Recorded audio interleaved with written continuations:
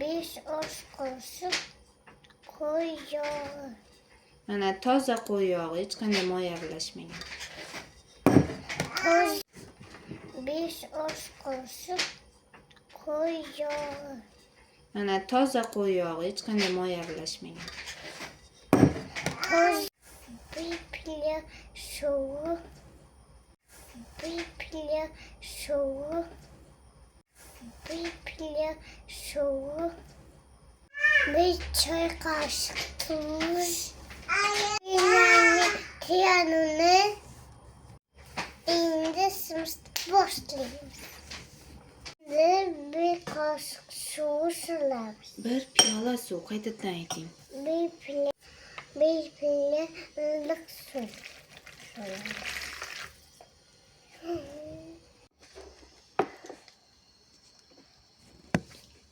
Mana hammamiz ichiga buyuramiz.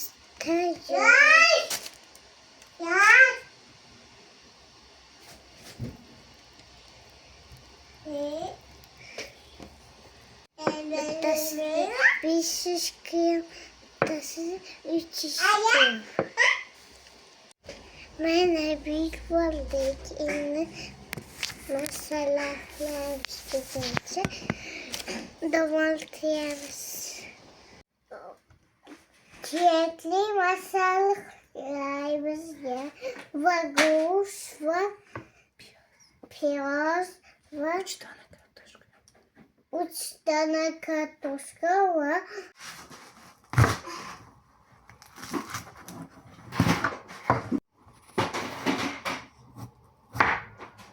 Молодец. mana masalahlarimiz to'ya bo'ldik. Suya muz solamiz. So'ng.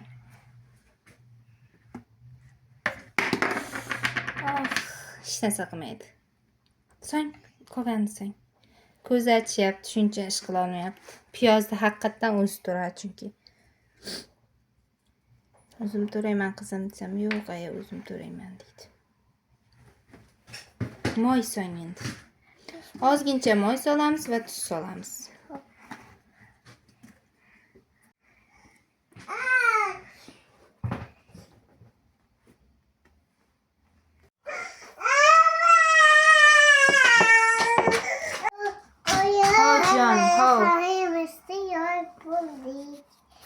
Endi lishga solib faysni solamiz. Boshla. Endi faysni solamiz. So'ng. Hammasini sol qizim.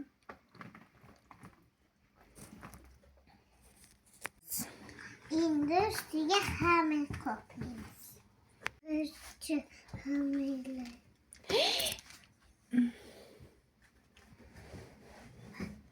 Yasmina, nega bunaqa qilsan? Bo'ldi, iforam duxovkaga 40 minutga jo'natamiz mana. Ortiqcha xamirlar olib tashladik mana.